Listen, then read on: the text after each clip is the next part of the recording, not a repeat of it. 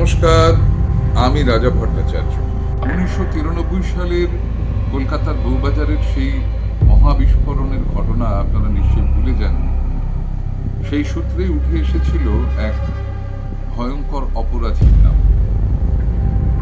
আপনারা আমাকে রাজা ভট্টাচার্যকে অডিও জগতে দেখতে অভ্যস্ত হয়ে গিয়েছেন পজিটিভ চরিত্রে।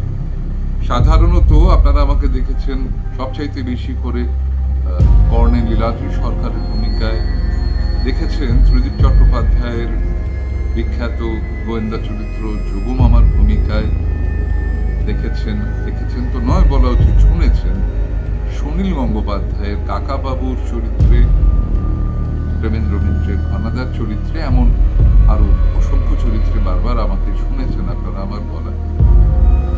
কিন্তু এবার এই ভয়ঙ্কর রকমের নেগেটিভ চরিত্রে অভিনয় করার সুযোগ পেলাম।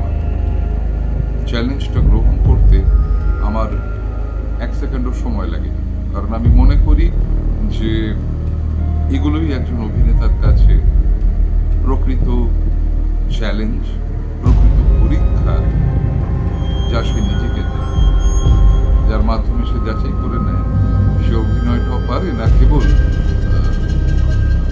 অভিনয় করার ভান করে।